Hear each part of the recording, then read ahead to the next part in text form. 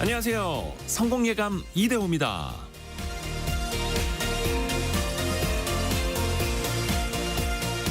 다른 사람의 부탁을 거절하지 못해서 마음고생하는 사람들이 있죠. 때로는 자기의 시간과 비용을 손해보면서도 다른 사람의 부탁을 들어주느라 고생을 합니다. 부탁을 들어주기도 어려운 일이고 반드시 거절해야 하는 일임에도 부탁을 받은 사람이 오히려 쩔쩔매는 경우도 있죠. 거절하는 것 자체가 나쁜 건 아닙니다. 관계를 해치지 않고 거절하는 방법도 얼마든지 있고요. 일단 부탁을 들어줄 수 없더라도 상대방 입장에서 이해하고 공감하는 겁니다. 네, 정말 중요한 일이군요. 곤란하시겠어요. 거절 의사를 밝힐 때는 모호하지 않게 그리고 정중한 태도를 보이는 겁니다. 지금은 제 시간이 너무 부족해서 도와드리기가 어렵네요. 정말 바쁘다면 부탁을 들어주는 시점을 멀리 잡아놓는 것도 방법입니다. 한번 도와드려야 되는데 다다음 달에나 시간이 좀 될 것 같아요. 감사의 표현을 잊지 않으면 좋은 관계도 이어갈 수 있을 겁니다. 저를 믿고 찾아주셔서 감사합니다. 도움드리지 못해서 죄송해요. 상대방은 그 부탁을 내가 거절했느냐 그 자체보다 나의 태도를 더 오래 기억할 겁니다. 성공예감 이대호입니다. 시작합니다.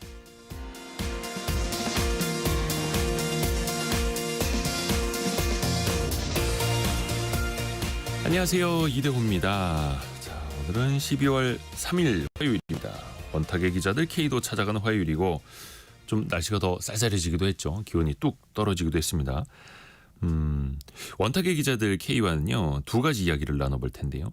중국을 비롯해서 미국도 일본까지 세계 각국이 최고 대우를 해주겠다라고 하면서 AI 또 반도체 인적 자원, 인재들을 끌어가고 있습니다.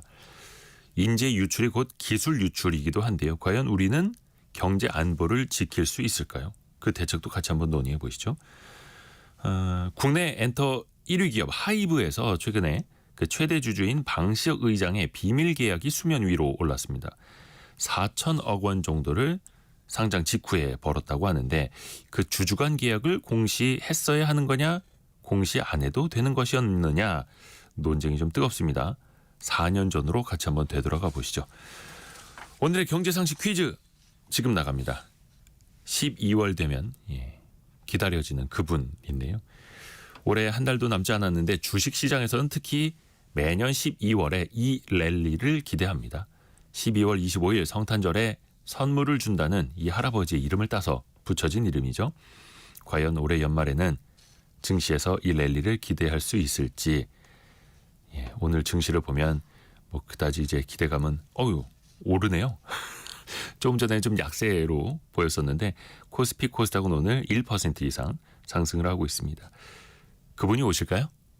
오셨으면 좋겠습니다. 원체 국내 시장이 너무 안 좋은 상황이어서 자, 무슨 랠리라고 우리가 부르는지 그 두 글자 이름을 보내주시면 됩니다. 짧은 문자 50원, 긴 문자 100원이 드는 샵 9730 또 KBS 콩이 열려 있고요. 추첨을 통해서 다양한 선물도 보내드립니다. 유튜브를 통해서도 언제든지 함께 하시죠. 성공예감 이대호입니다. 자주 검색하시면 성공이 가까워집니다.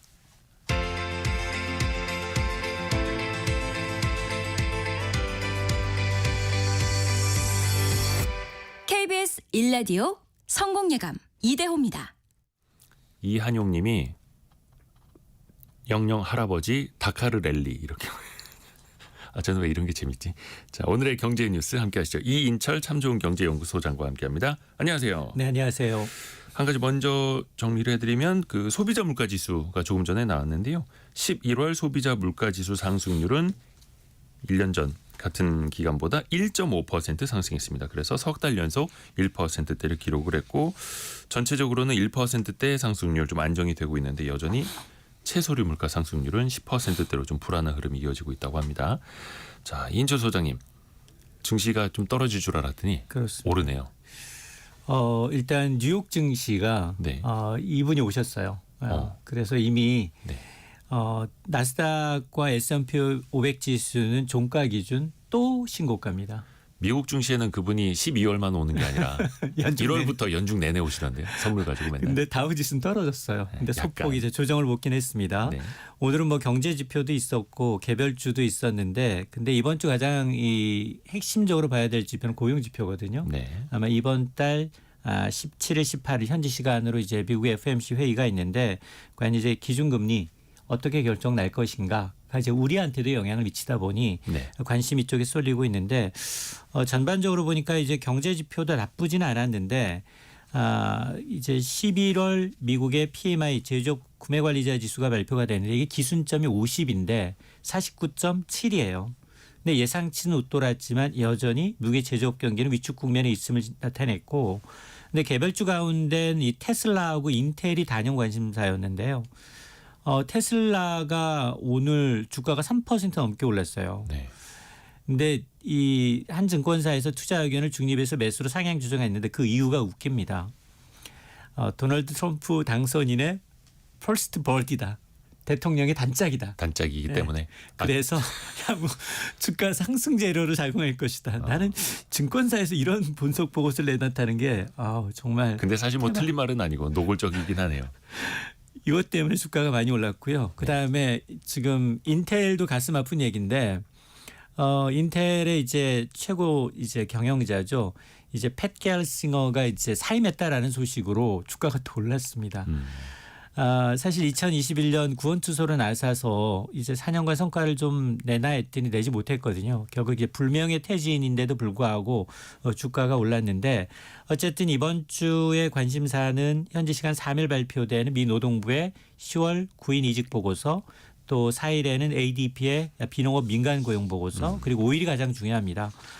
주간 실업 급여 신청 건수를 포함해서 이제 이 고용 지표가 일제히 이제 6일까지 발표되다 보니 아마 이제 17일, 18일 열리는 FOMC에 의해서 아직까지는 25베이시스 포인트 금리 인하 가능성이 한 64% 정도 선 반영을 하고 있고요. 네. 코스피 뭐 어제는 이제 이 개인 외국인 팔자세 약보합이었는데 오늘은 분위기 좋습니다. 28포인트 이상 1% 넘게 올라와서 2,482인데요. 우리 연초에 2,650선에서 출발했기 때문에 연초는 좀 회복을 했으면 좋겠습니다. 그리고 코스닥도 지금 한 10포인트 가량 오른 상황인데 오늘은 개인만 팔고 있고요. 외국인, 기관 모두 사고 있습니다. 한 1%대 강세이기는 합니다만 오른다기보다는 안 떨어진다. 예, 종가가 안 좀 떨어졌다. 종가가 유지됐으면 좋겠다. 예. 우리 증시에도 꼭 그분이 좀 오셨으면 좋겠습니다. 정부가 자본시장 개정법을 추진하기로 했어요. 맞습니다. 지금 민주당은 이제 상법 개정을 정부 여당은 자본시장법 개정을 추진하고 있습니다. 네. 이게 사실은 명분은 동일해요. 지배구조를 개선하겠습니다. 주주를 보호하겠습니다라는 명분은 동일한데 규제 대상과 규제 범위가 차이가 납니다. 예. 우선 이 규제 대상을 좀 보게 되면 자본시장법은 상장회사로 제한하고 있어요. 상장회사는 코스피, 코스닥, 뭐 코넥스까지 합쳐도 2,600개. 그런데 상법은 상장사 플러스 비상장사 전체 법인입니다. 우리나라에는 전체 법인이 약 2만여 개 정도가 되는데 이 대상 자체가 차이가 나고요. 또 하나가 규제 범위도 좀 차이가 납니다. 일단 자본시장법은 이제 이 딱 꼬집어서 LG엔솔의 물적 분할과 같은 주주 피해가 예상이 됐던 것들 합병이나 분할할 경우 주식의 포괄적 어떤 이전이나 교환할 경우 주식 양수도 할 경우 딱 네 가지만 이 네 가지 경우에 한해서만 이 사회가 주주의 정당한 이익을 보호 못할 때 처벌하겠다라는 거고요. 예를 들어서 이제 물적 분할한 이후에 자회사 상장할 때는 모기업 주주에게도 20% 우선 배정하겠다라는 건데 앞서서 사실은 LG화학 이제 배터리 부분 빼어나서 LG엔솔 상장할 때는 네. LG화학 주주들한테 주식 안 줬거든요. 네. 근데 앞으로는 LG화학 주주들한테도 LG엔솔의 지분 20%를 이제 우선 배정하겠다라는 의미고 반면에 이제 상법이라는 건 특정 사안에 국한을 두지 않습니다. 네 가지 사안만이 아니라 모든 사안에 대해서 이 사회는 주주 보호의 책임을 지어야 한다라는 것이기 때문에 굉장히 포괄적이에요. 그렇죠. 근데 이제 정부는 이번 주 개정안 국회에 제출하겠다라고 하고 있고 민주당은 상법 개정 여전히 지금 당론으로 내걸고 있고 아마 내일입니다. 내일 이재명 대표가 관련 이제 이 의견을 좀 해서 네. 아마 이제 당론을 정할 것으로 보입니다만 아마 이건 물러서지 않을 것 같거든요. 아마 이제 정기국회에서 치열한 논쟁이 예상이 됩니다. 지금 이제 국내 증시는 외국인도 떠나고 연기금도 떠나고 개인 투자자도 떠나고 있는데 그 근본적인 이유가 뭔지 좀 돌아봤으면 좋겠습니다.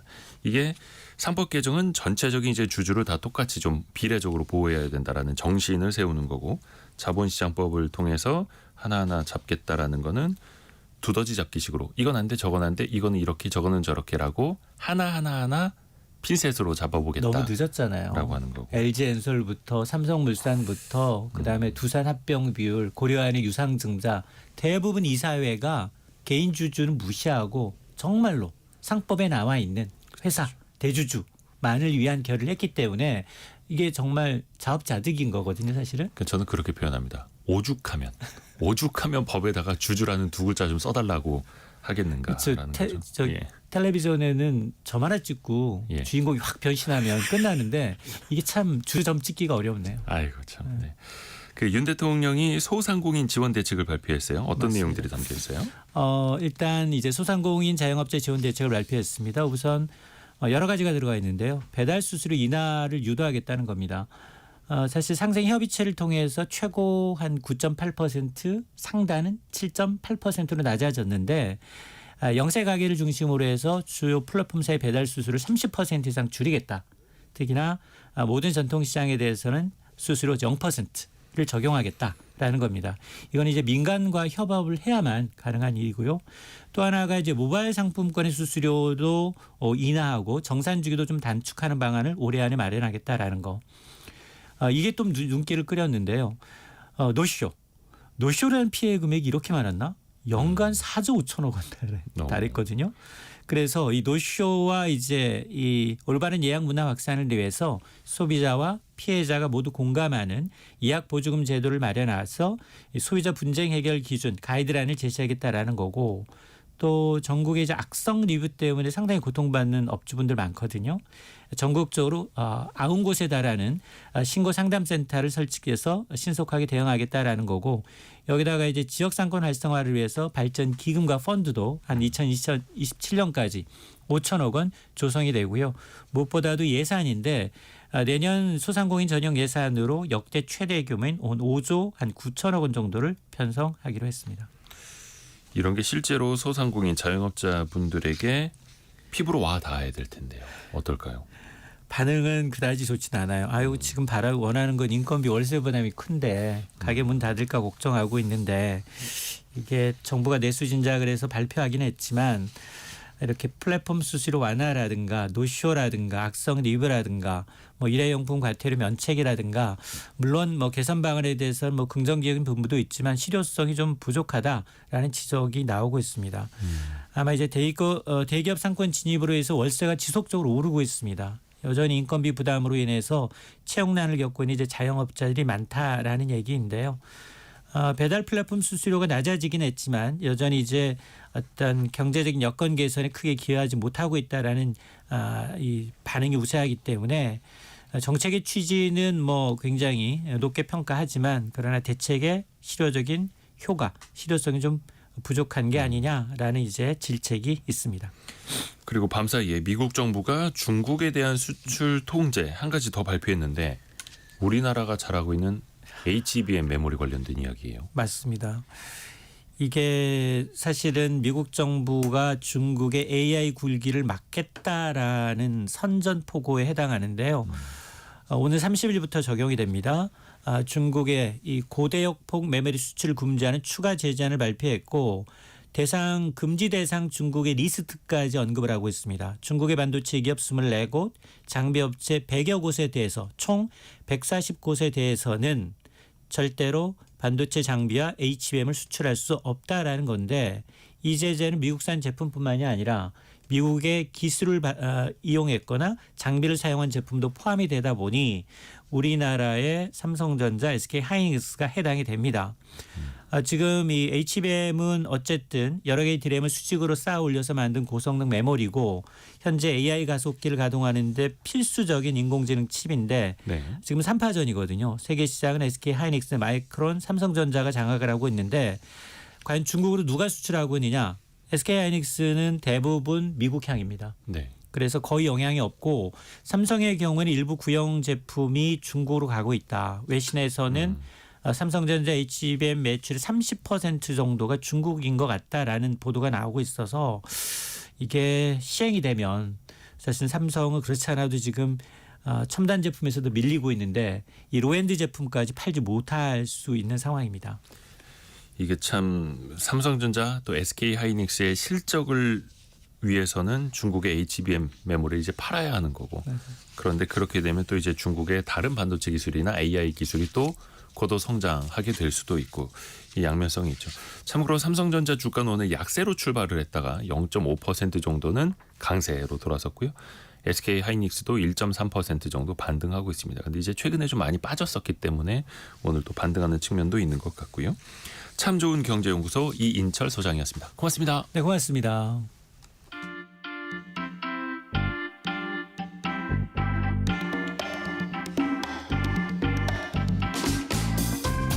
지금 여러분께서는 KBS 일라디오 성공예감 이대호입니다를 듣고 계십니다.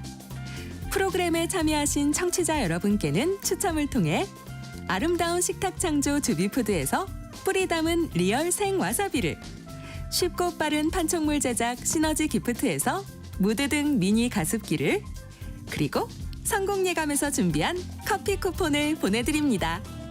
당첨자는 성공예감 이대호입니다 홈페이지에서 확인하세요. 원탁의 기자들 K 함께하시죠. KBS 김준범, 서영민, 강나루 기자 함께합니다. 안녕하세요. 안녕하세요. 제가 질문 하나 드리고 시작을 할까요? 우리 청취자분들도 한번 같이 본인의 이야기라고 생각하고 답을 해주시면 좋을 것 같습니다. 국가 경제랑 또 개인의 가계 경제 같이 생각하시면서 중국에서 우리 기자분들한테 연봉을 한 3배 혹은 5배 준다고 합니다. 대신에 한국 방송의 어떤 기술과 어떤 도면도 좀 가져와야 되고 또 중국에다가 한 50평짜리 집도 주고 같이 일을 도와주시는 분들도 붙여주고 통역까지 붙여준다고 합니다. 여러분은 가시겠습니까? 질문이 좀 후십니다. 대답할 수 없는. 아니 네가 필요해 해서 오라 그러면 네. 고민을 하겠지만 기술을 가져와라고 물어보면 5배 가지고 되겠습니까? 그 기술을 갖고 네. 있는 네가 필요해 이러면. 너의 아주 뛰어난 네가 인재이기 때문에 필요해. 네. 무조건 와. 이거면 가겠습니다. 김준범 기자는요.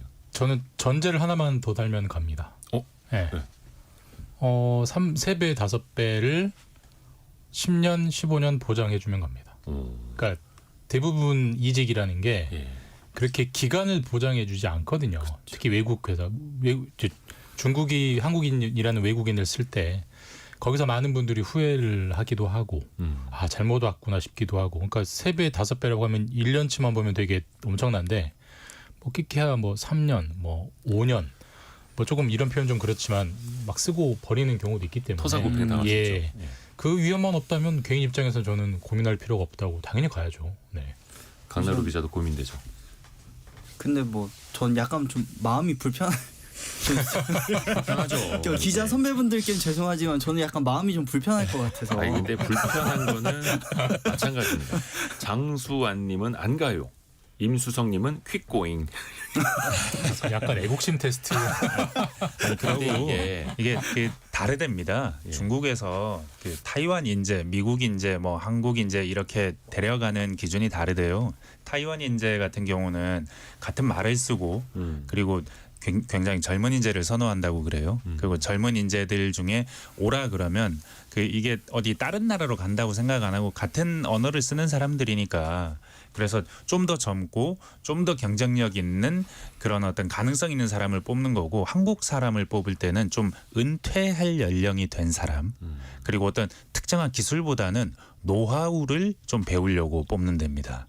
그래서 한 은퇴할 연령대가 됐거나 아니면은 은퇴를 여기서 어쩔 수 없이 해서 그런 사람을 데려가는 경우가 많았다 그러고 지금 뉴스나 이런 데는 보면 산업 스파이 이런 얘기 한 번씩 나오잖아요. 그런 경우는 그렇게 그 빈도로 따지자면 그렇게 많지는 않다고 그러더라고요. 장상규님이 그 비슷한 말씀해 주셨어요. 퇴직자는 갑니다. 이미 일본 퇴직자를 국내 기업이 활용한 사례가 많아요. 이렇게 또 이제 거의 뭐 글로벌 전쟁인 거죠. 임화비님은 날 뭘로 보고 그런 제안을 나는 그런 흥정 안 합니다. 왜냐하면 난 비행기 타는 걸 싫어합니다.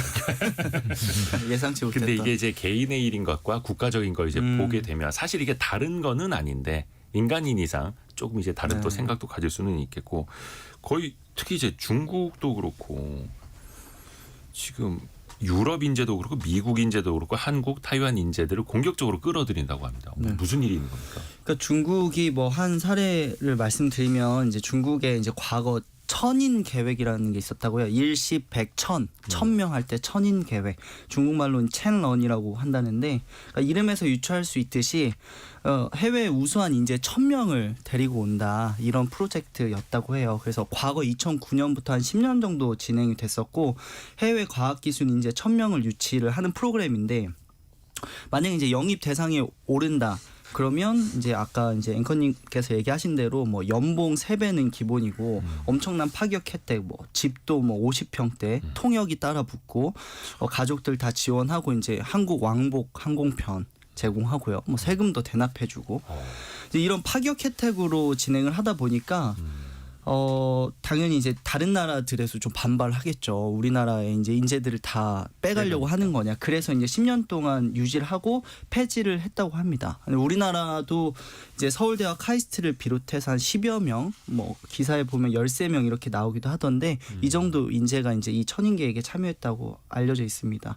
근데 이제 이게 폐지를 했다고는 하지만 이제 이 천인 계획이라는 이름을 계몽 계획 이라고 해서 이름을 바꿨지만 그 성격은 계속 비슷하게 유지를 하고 있다고 해요. 그러니까 그 인재 영입은 계속 지속이 되는 거죠. 특히나 뭐 잘 아시겠지만 중국은 2030년까지 AI 분야에서 이제 1위를 하겠다 이렇게 천명한 상태이기 때문에 특히 이제 AI 쪽 인재를 더 영입에 열을 올리고 있다 이렇게 보시면 될 것 같습니다. 그러니까 중국이 천인 계획이든 뭐 계몽 계획이든 인재 유치 계획을 가지고 있는 거는 명백한 사실이고요. 그걸 무슨 중국이 나쁜 의도로 음흉한 의도로 하려고 한다고 해석하면 안 될 것 같아요. 왜냐하면은 반도체라는 산업이 미국, 중국, 일본, 뭐 한국, 타이완까지 해서 폭발적으로 지금 공장들을 늘리고 있고 공장을 늘리면 결국은 사람이 더 필요한 거고 근데 사람이 부족하니까 당연히 부족한 사람을 서로 데려가려고 경쟁하는 거는 너무 당연한 거거든요. 비근한 예로 최근에 보도도 됐습니다마는 그 미국의 반도체 기업 중에 마이크론이라고 있어요. 그러니까 그 메모리 분야의 3등이죠. 삼성, SK 다음에. 마이크론이 지금 이번 달부터 12월부터 국내 대학을 돌면서 학부생과 석사, 박사 졸업생들 취업 설명회를 하고 있는데 굉장히 눈길이 가는 요건 중에 하나가 면접 당일 채용이에요. 면접 당일 채용. 예, 그러니까 물론 사전에 예약한 사람이라는 조건만 맞추면은 당일 면접하고 채용해 주는 겁니다. 그래서 아르바이트생도 그렇게 그러니까 못 근데 뽑을 그만큼 사람이 부족하다는 방증이기 때문에 미국이든 중국이든 서로 인재를 데려가려고 하는 건 너무 당연한 거고 우리도 반대로 해외에서 유능한 인재 있으면 데려와야 되는 거잖아요. 그러니까 그냥 사람이 부족하기 때문에 일어나는 자연스러운 인재 유치 경쟁이다 이렇게 보면 될 것 이제 같습니다. 국경도 없고. 네, 지금 반도체 분야에 사람이 없대요. 그러니까 반도체 분야에 사람이 없다고 했을 때 없는 분야는 그러니까 컴퓨터 공학 아니고요. 제조하는 엔지니어링 쪽입니다. 네. 그러니까 미국의 인재가 없어요. 왜냐하면 미국의 인재들은 제조를 하지 않거든요. 만드는 걸 하지 않습니다. 기껏 해야 컴퓨터 프로그래밍 정도. 그래서 팹리스, 뭐 빅테크 회사 이런 데는 가고 싶어 하지만 인텔 가고 싶어 하지 않거든요. 미국에서 인재들이 미국은 뭔가를 만드는 어떤 무엇에 대해서 돈 많이 벌고 싶은 사람들이 가지 않습니다. 그래서 요 만드는 거 제조를 할 수 있는 사람은 다 아시아에밖에 없어요. 왜냐하면 아시아에는 여전히 공대를 나오는 사람들이 기계공학과 나오는 사람들이 많기 때문에 미국은 전혀 그런 분위기가 아닌 겁니다. 그래서 인재가 없는 겁니다. 그런데 미국은 지금 해야 되잖아요. 해야 되다 보니까 인재를 많이 채용을 해야 되고 그리고 미국만 해야 되는 게 아니고 예전에는 다 중국에 제조를 맡겨놓으면 된다고 생각했는데 이제는 더 이상 중국에 제조를 맡기려고 안 하거든요. 각국들이. 중국 중국에서 만든 걸 사서 쓰는 걸로 만족하지 않거든요. 자기 나라에서 만들어야 된다고 생각하니까 그러니까 이 수요가 달리는 겁니다. 근데 이 고급 수요를 어디서 충당을 할 수 있느냐? 결국 아시아니까 아시아 지역에서 장탈전이 벌어질 수밖에. 우리는 우리나라도 뭐 부족한데 외부에서도 원하니까 더 힘들어지고 그런 상황인 거죠. 근데 이게 개인의 어떤 직업 선택의 자유 측면을 넘어서서 기술 유출로 번지고 있기 때문에 그래서 이게 더 심각한 문제 아니겠습니까? 그 산업 기술을 이제 해외로 빼돌리는 그 유출 적발 건수가 실제로 많이 늘고 있다고 합니다. 이제 최근 기사에서 주목할 만한 부분이 이제 그 경찰에서 자료가 나왔는데 이제 올해 한 10월까지 해서 경찰에 적발된 건수가 이제 25건인데 뭐 25건 정도 괜찮은 거 아니야? 뭐 이렇게 생각하실지도 모르겠습니다만 경찰의 이제 국가수사본부가 출범한 이후에 가장 많은 수치라고 합니다. 그리고 또 이게 이제 2021년에는 이제 한 건 정도였고 물론 이제 그때 국수본이 출범해서 그럴 수 있겠습니다만 2021년에 한 건 그리고 그 이후에도 사실 2건, 3건 이 정도 수준이었다가 이제 올해 한 10월까지 했는데 벌써 한 25건 이렇게 된 거죠. 네. 그리고 이제 그 중에서도 산업기술 중에서도 그 국가에서 지정한 그 핵심 기술이 있습니다. 그 한 13개 분야 기술로는 75개 정도 되는데 그것도 한 25건 아까 경찰에서 적발한 건 중에 한 10건 그러니까 한 반절 가까이가 기술 중에서도 정부에서 특별히 지정한 이제 핵심 기술이라고 하는 거죠. 그래서 보통은 이제 사진을 찍어서 보내거나 메일로 이렇게 기술 관련된 이제 정보를 보내거나 해서 이제 유출된 건데 그래서 이제 정부에서도 이 심각성을 인지를 하고 관련해서 재판도 늘고 있고 처벌 수위도 늘고 있지만 뭐 이런 추세 자체는 좀 계속해서 좀 증가하고 있는 추세인 것 같습니다. 근데 우리가 이제 특히 반도체 그중에서 네. 메모리 반도체 분야에서 워낙 앞서 있기 때문에 이제 남들이 우리 기술을 탐낸다 이런 약간 우리가 좀 행복한 고민도 좀 측면도 있는 거고요. 우리가 이렇게 기술을 지금까지 발전시켜 온 중에 상당수는 우리도 다른 나라 기술을 많이 빼왔거든요. 그걸 멋지게 말하면은 기술을 배운 이전 받아온 거지만 예. 나쁘게 말하면 기술을 뭐 훔쳐오고 이렇게 곁눈질로 보고 했던 거거든요. 그러니까 원래 기술이라는 게 그런 속성을 가지고 있고 다만 뭐 그렇게 낭만적인 얘기는 아니고 어쨌든 기술로 싸우기 때문에 우리도 이제 통제를 점점 많이 해야죠. 그리고 수사도 강화하고 국가 핵심 기술로 지정하는 이런 행정적 노력도 해야겠지만 근데 중요한 것은 계속 틀어막기만 하면 이게 부작용이 생긴다는 거예요. 결국은 밖에서 대우를 해주기 때문에 나가는 건데 틀어막는 거는 좋아요. 그럼 여기서도 안에서 어떤 좋은 대접에 대한 욕구는 어느 정도 해소를 해줘야죠. 근데 현실적으로 핵심 엔지니어들의 급여 차이가 한국과 미국 같은 경우에 너무 많이 벌어집니다. 우리가 1인당 국민소득은 미국이 우리나라의 2배가 안 되거든요. 근데 우리가 핵심 인재들의 급여 평균 낸 거 보면은 3배, 5배 이상 벌어져요. 결국 우리가 그만큼 인재들을 대접을 안 해주고 있다는 거잖아요. 돈은 안 주면서 나가지 말아라. 나라를 위해 참아라. 이게 2024년에 얼마나 지속 가능한 명제겠어요. 결국은 막을 거면은 안에서 풀어줘야 돼요. 욕구를. 그렇지 않고서는 다 어떻게든 빠져나가는 거죠. 네. 정영원 님이 애국심에만 호소하지 말고 뺏기기 전에 인재에 대한 대우를 먼저 해줘야 한다고 봅니다. 이렇게 말씀해 주셨는데 이게 약간 또 그 현실성도 봐야 되는 것 아니겠습니까? 기업들의 어떤 수익성도 그렇고 이게 참 좀 어려운. 그러니까 AI 뭐 요즘 핫하니까 네. AI 기업의 이제 해외 뭐 박사급 연구원들의 초봉을 좀 조사를 해보면 네. 챗 GPT 같은 이제 그 오픈 AI 생성형 AI 같은 경우에 뭐 10억, 11억 정도. 초봉이요? 네.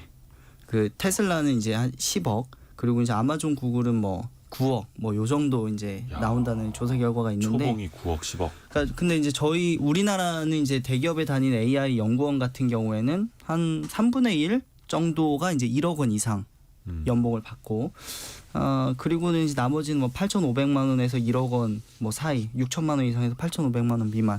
그러니까 이게 물론 이제 우리나라 기업들의 상황을 외국이랑 이제 1대1로 비교하기는 어렵겠습니다만 기본적으로는 이제 급여 차이에서부터 이렇게 좀 큰 차이가 나기 때문에 좀 이런 부분들에 좀 고민이 진행되고 있는 게 아닌가. 네, 실제로 예. 저도 아는 분 아니면은 실제로 하이닉스에서 HBM3E 개발하는데 참여한 박사급 연구진 네.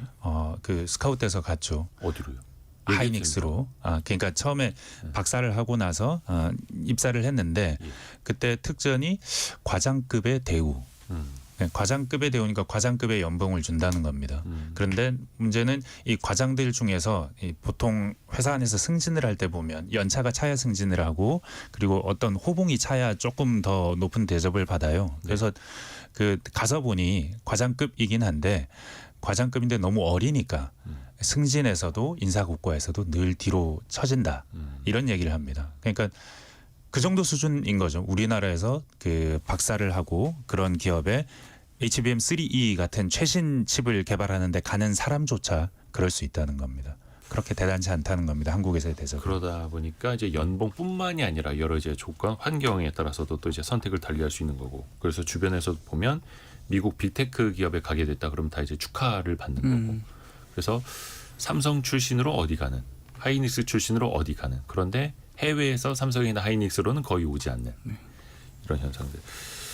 그럼 우리가 그 인재를 잘 키워나가는 것도 또 하나의 과제 아니겠습니까? 어떻습니까? 이공계의 그런 전문 인력들은 잘 양성이 되고 있을까요? 그러니까 지금 사실 이런 이제 우리 고민이 한 10년 지나서 보면 되게 배불렀던 고민일 수도 있는 거죠. 그러니까 지금이야 우리가 지금 대학에 있거나 아니면 대학에 졸업해서 이제 회사에서 일하면서 기술을 쌓은 인재들이 많이 있기 때문에 우리 인재들을 뺏기면 어떡하지? 이제 이런 고민하는 거지만 앞으로 10년 뒤, 20년 뒤에는 지금 학생들이 대학 이제 가서 그런 인재가 돼야 되는데 뭐 지금은 다 아다시피 다 의대를 가는데 공대 인력이 그러니까 기본적으로 학생 자체가 줄어드는데 네. 거기도 더군다나 공부를 잘하는 학생들이 의대로 가는데 그러니까 이렇게 인적 자원이 한쪽으로 편중되는데 한 10년, 20년 뒤 지나면 이제 이런 걱정을 할 필요가 없죠. 어떻게 보면 행복해지는 거죠. 왜? 인재가 없으니까. 근데 그런 건 명백한 눈에 보이는 명약관한 사실인 것 같고 결국은 그 학생들이 그러면 왜 의대를 가느냐 비난할 수 없어요.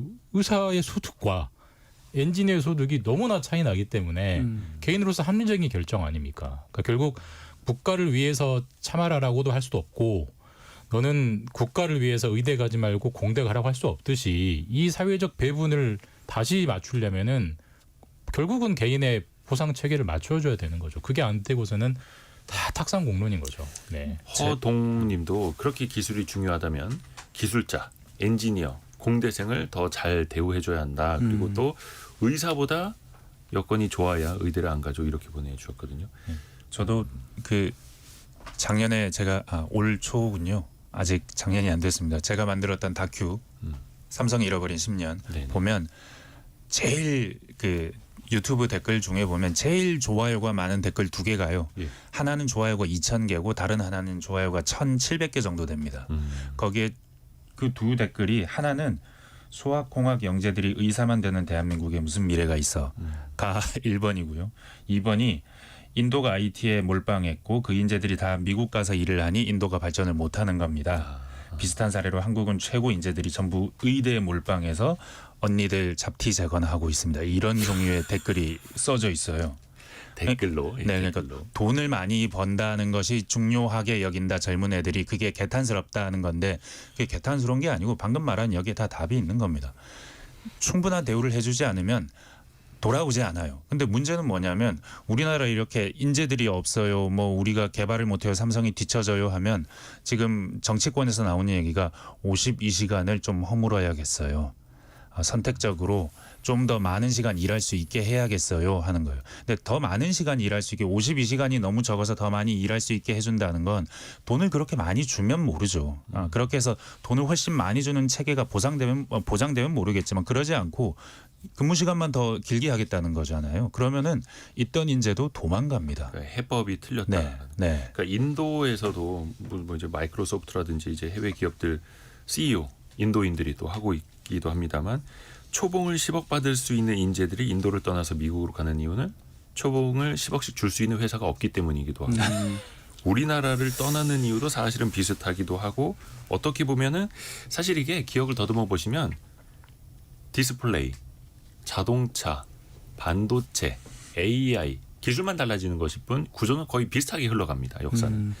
그러면 이거를 우리 기업들은 과연 어느 선에서 막아낼 수 있을 것인가.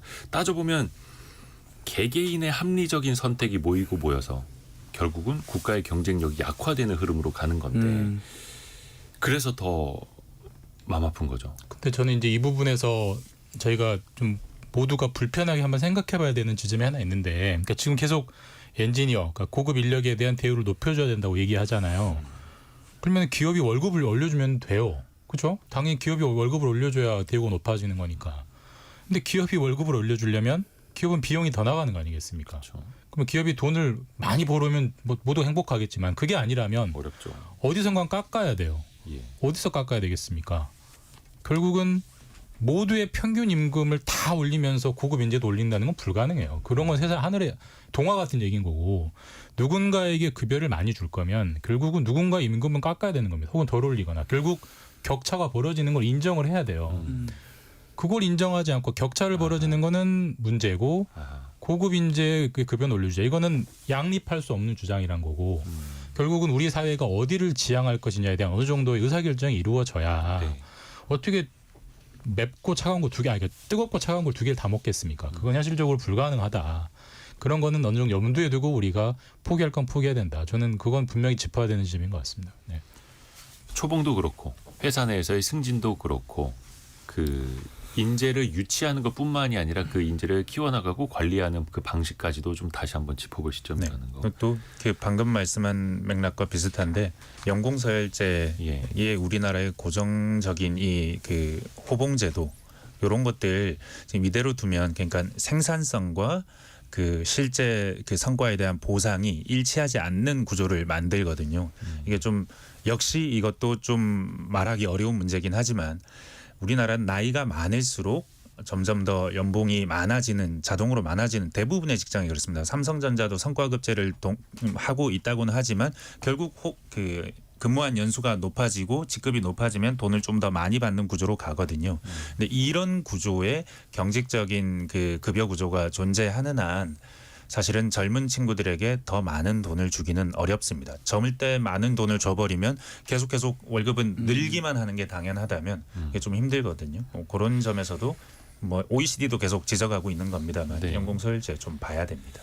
저희가 경제상식 퀴즈 한 번 더 내드리고 두 번째 이슈로 넘어갈 텐데요. 오늘 경제상식 퀴즈 정답은 쉽습니다. 12월 25일에 오시는 그분입니다. 그분이 오신다 안 오신다 뭐 논쟁은 어린이들과는 하시면 안 되겠고요.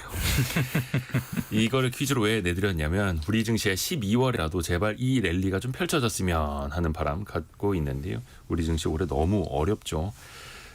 최근 5년간 코스피의 12월 수익률만 놓고 보면 5번 중에 4번이 플러스를 기록했다라고 합니다. 이번엔 어떨지 한번 지켜보시죠. 그런데 증시 상황이 참 안 좋아서 요즘에 울상인 분들이 많거든요.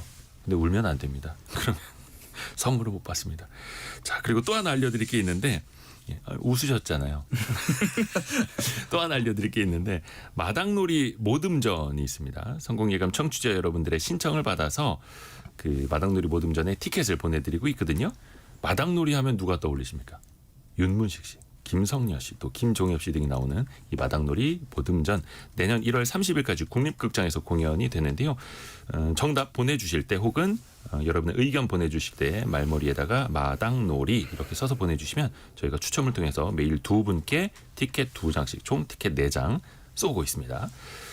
요거는 참 연락처가 필요한 거라서 샵 9730 문자 메시지로 보내주신 분들께 보내드릴 수 있습니다. 짧은 문자는 50원, 긴 문자는 100원이 듭니다.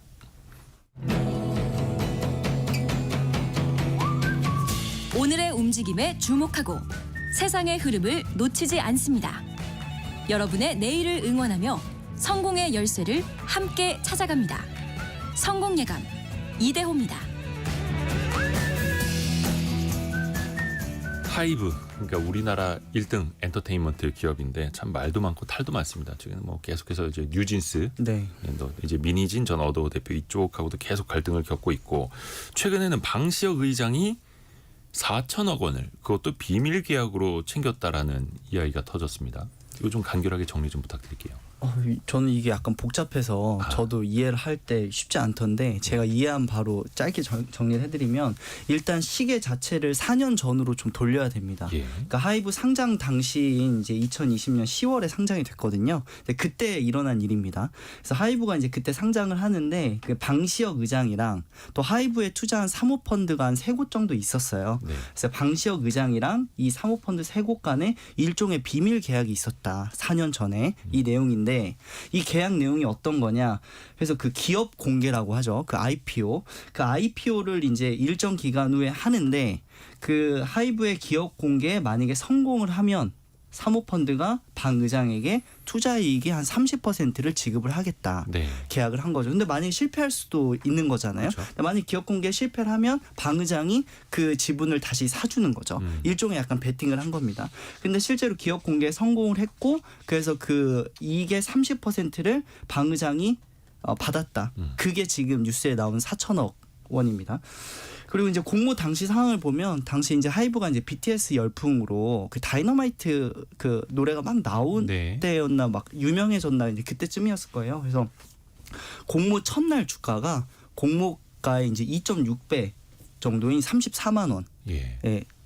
달했습니다. 화려하게 등장을 했는데 네, 한 12일 한 2주 정도 지나고 나서는 이게 한 13만 원으로 이제 뚝 떨어지죠. 곤두박질 오래 치죠. 못 갔죠. 그 네. 바로 이제 첫날부터 사실은 장중에만 거의 이제 속된 말로 따상이라고 하는 네네.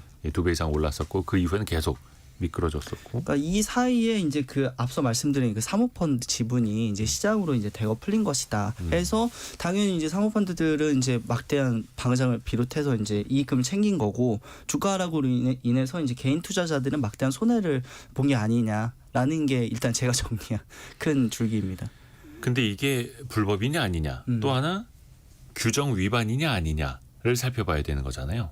약간 이게 좀 이제 제가 볼 때는 회색지대, 그러니까 그레이 존에 있는 것 같아요. 그러니까 약간 애매합니다. 이렇게 보면 이게 문제고 저렇게 보면 문제 없고 이건데 핵심은 보통 이제 이런 잘 나가는 회사들은 상장을 할 때 대주주, 그러니까 소위 우리가 오너라고 부르는 사람들에 대해서는 보호 예수를 걸죠. 그러니까 이 대주주가 상장하자마자 바로 주식 팔고 나가면은 그거 믿고 투자한 사람들은 바보 돼 버리는 그쵸, 거니까 그쵸. 6개월, 1년, 뭐 최소한 그 이상 걸어서 이 주식이 지금 상장하지만 이 회사의 최대 주주도 당장 주식을 팔지 않고 회사가 더 잘 나가게 경영할 동기가 있구나. 그러니 믿고 투자하게 하는 거거든요. 실제로 방시혁 의장의 개인 주식은 보호 예수가 걸렸기 때문에 안 팔았어요. 그렇죠. 실제로 못 팔았고. 예. 근데 지금 나온 이 의혹은 결국은 방시혁 의장의 개인 주식은 못 팔았지만 사모펀드에 일종의 맡겨둔 형태의 주식은 보호 예수가 안 걸렸기 때문에 사실상 그걸로 당신의 차익 4천억 원 평생 먹고 살 돈 실현한 거 아니냐. 결국은 대주주가 보호 예수를 걸어두고 그걸 믿고 개인 투자자들이 투자하게 하는 그 시장의 신뢰를 사실상 훼손한 거 아니냐. 이렇게 볼 수 있는 측면이 하나 분명히 있고요. 근데 반대로 보자면은 아까 강 기자가 말했듯이 방시혁 씨가 그 사모펀드 상장 차익을 30%를 나눠 갖는 이익이 있지만 반대로는 상장을 못하면 자기가 그 투자금을 다 떠안고 이자까지 얹어서 돌려주는 리스크를 안 했단 말이에요. 네. 그러니까 결국은 내가 위험을 안 했기 때문에 거기에 대한 수익을 얻는 거니까 어떻게 보면 정상적인 투자고, 그다음에 이 사모펀드 주식이 어쨌든 보호 예수가 걸리지 않았으면 어차피 하이브가 따상 치면 많은 사람들이 털고 나가면서 수익을 실현할 거다, 이건 다 알고 있었던 거잖아요.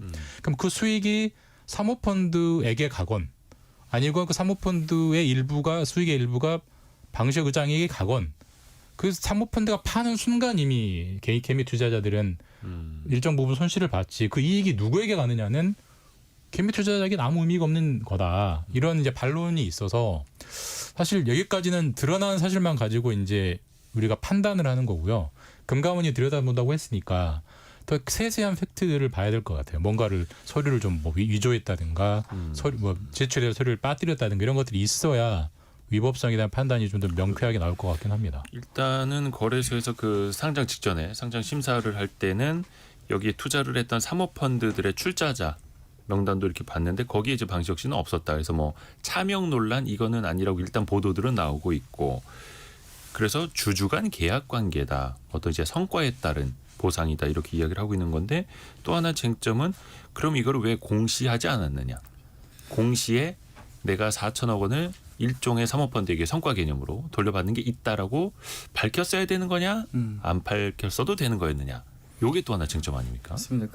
저희는 이제 그 김준문 기자랑 같이 얘기했던 포인트 중에 하나 이제 빠진 게 이제 증권 신고서에 당시에 이제 이 내용을 공시하지 않아서 다른 이제 일반 주주들이 판단하는데 좀 영향을 미쳤다인데 네. 또 하이브 입장을 보면 이 당시에 이제 충분히 사모펀드와 이제 자문사들을 통해서 법률 검토를 한 4곳인가 5곳 이렇게 거쳤는데 이게 다른 투자자들한테 손해를 끼치는 성격의 어떤 이해상충 성격이 없기 때문에 회사 경영에도 중요한 사안이 아니고 그래서 이제 의무 공시 대상에 해당하지 않는다 이렇게 결론을 내렸다고 하이브 쪽에서는 일단 입장을 냈습니다. 사실 이게 그 약간 떠나간 얘기긴 하지만 이래서 국장을 못 하겠는 겁니다.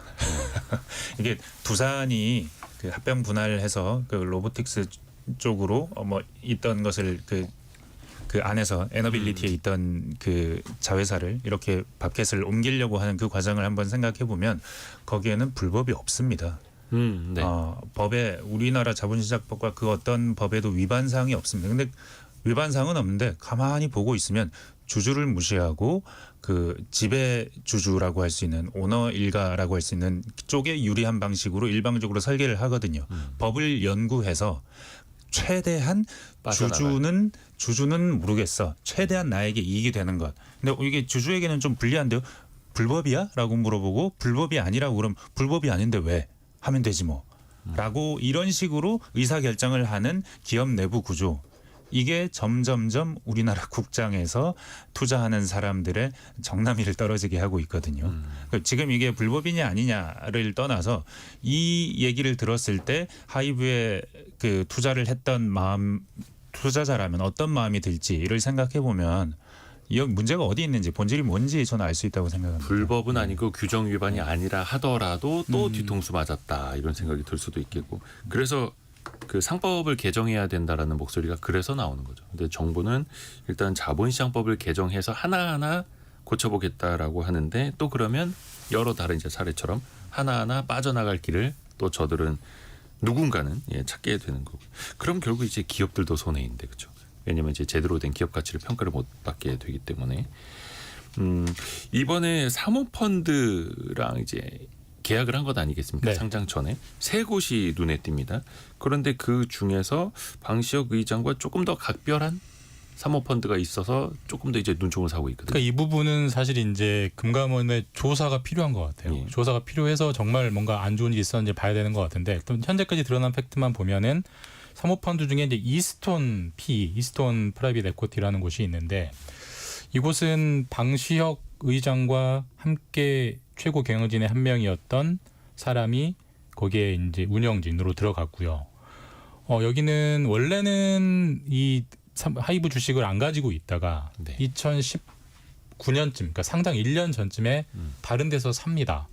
사가지고 상장이 되니까 엄청난 차익을 거뒀고 30% 떼준 게 4천억이니까 전체 이익은 1조가 넘는 거죠. 전체 1조가 세 넘는 돈을 군데에서. 벌었고 그런데 그렇게 돈을 많이 벌었으면 그 돈을 가지고 또 열심히 투자를 해야 되잖아요. 근데 그거만 딱 하고 그냥 문 닫아버렸어요. 아, 그 사모펀드가. 예, 그러니까 그렇게 보면 일종의 좀 고약하게 의심을 하자면 기획 펀드죠. 그러니까 우리는 소위 말해서 하이브가 상장할 때 치고 빠지자. 그때 수익을 먹자. 그리고 우리는 이 방시혁 이 사모펀드의 최고 경영진 자체가 하이브에서 최고 경영진 일했던 분이기 때문에 내부 정보를 알 수 있을 가능성이 있잖아요. 고급 정보를 가지고 치고 빠지자라고 했을 의심은 돼요. 근데 다만 아닐 수도 있기 때문에 이건 정말 수사와 조사가 필요한 영역인 것 같고 만약에 전자라면 치고 빠지기라면 이거는 이제 뭐 형사 처벌의 가능성이 상당히 높아지죠. 근데 이게 또 예. 상장이 되지 않은 상태에서 비상장 상태에서 사모펀드를 구성을 한 걸 과연 또 이제 어떻게 볼 것이냐. 이게 또 아시는 분들은 아시겠습니다만 사모펀드 자체가 일종의 그 네트워킹이 굉장히 강한 업종이기도 하고 인맥이 곧 정보이고 정보가 곧 투자 기회라는 측면에서 보면은 원래 사모펀드는 그렇게 구성하는 거 아니야라고 또 누군가는 지인끼리. 반론할 수 있는데 이게 이제 법의 영역을 넘어섰느냐 아닌가도 또 판단이 필요한 거죠. 그러니까 사모펀드가 원래 이제 50인 미만 49인까지 소위 말해서 끼리끼리 너희끼리 해먹어가 사모펀드거든요. 네. 그래서 이제 그걸 잘 해먹는 미국이 이제 자본시장 선진국이 된 거고 거기도 나름의 순기능은 있고요. 근데 다만 이번 건문처럼 아니 정말 사모펀드를 지속적으로 할 요량이었다면 왜 한 번만 하고 치고 빠지나 하는 의심을 살 수밖에 없고 이거는 뭐 이 부분에 대해서는 하이브가 지금 명확한 해명은 안 내놓고 있거든요. 그러니까 그거는 어쨌든 좀 조사가 필요한 것 같습니다. 제 생각에는. 네. 일단 그 공시제도의 취지가 이게 이제 법을 넘어서서 무엇이든 이제 회색지대가 있을 수밖에 없잖아요. 하나하나 다 법으로 만들어 놓을 수는 맞습니다. 없기 때문에 그런 게 있을 때 혹여나 이해상충이 되거나 혹여나 누군가에게 피해를 줄 수도 있을 때 알려라. 그리고 설명하라. 이런 취지거든요. 기본적으로. 근데 이제 그걸 알리지 않았기 때문에 특히 이제 상장 직후에 주가가 결과적으로 많이 빠졌었기 때문에 많은 분들이 또 피해를 봤던 거고 물론 이제 뭐 공모가보다는 한때는 높았긴 했습니다만 그래서 더 이제 원망의 목소리들이 나올 수밖에 없는 거죠. 그래서 그런 얘기도 있습니다. 이제 거래소에 이제 그 증권 신고서에 담을 내용이 아니라고 판단했어도 네. 그 담을 내용인지 여부는 거래소가 판단하면 되니까 일단은 복원을 했었어야 한다. 그러니까 근데- 거래소에 물어보지 네. 왜 이렇게 뭐 법률 검토만 받았다고 그냥 끝을 그걸 내느냐. 자체적으로 이제 그 네. 드롭을 하느냐 거기에 맡기면 되는데 이런 얘기도 있습니다. 그러니까 이게 문화의 문제인 것 같아요. 그러니까 이게 사실 우리가 어린 애들한테 착하게 사는 법을 하나하나 1000개를 적을 수는 없잖아요. 거짓말하지 말고 쓰레기 버리지 말고 뭐하지 말고 다 적을 수는 없잖아요. 그러니까 큰 원칙을 주고 거기에 맞게 상황에 맞게 적용하는 게 우리가 인간에 대한 신뢰인데 자본시장 할 때 이거 공시에 저거 공시를 200개를 적을 수는 없어요. 그렇기 때문에 거기에 그걸 그냥 투자자들에게 충실하게 설명하는 게 회사의 기본 도리다. 여기에 대한 공감대를 가지고 이런 것들을 알렸어야 되는데 그렇죠. 딱 정해진 것만 알리고 13579만 알리고 24680은 안 알린 거거든요. 그게 문화의 문제인 것 같아요. 이게 사실 네. 미국 같은 경우에는 소송이 원체 많다 보니까 주주 무서운 줄 알거든요. 근데 우리나라는 주주 무서운 걸 모릅니다. 그래서 이제 주주 무서운 걸 좀 알아야 된다라는 그런 것도 다시 한번 또 깨닫게 되는 그런 이슈였던 것 같아요. 자, KBS 서영민, 김준범, 강나루 기자였습니다. 고맙습니다. 감사합니다. 저희가 2부에서는요 미래 생활 사전 시간에 송일아 기자와 함께 돌아올 텐데요. 호주에서 청소년들의 SNS를 금지하는 법을 만들었다고 합니다. 세계 각국에서 청소년들의 SNS를 또 제재하려는 그런 움직임 보이고 있는데 여러분은 어떻게 생각하십니까? 잠시 후 10시 5분부터 같이 한번 이야기 나눠보시죠. 금방 돌아옵니다.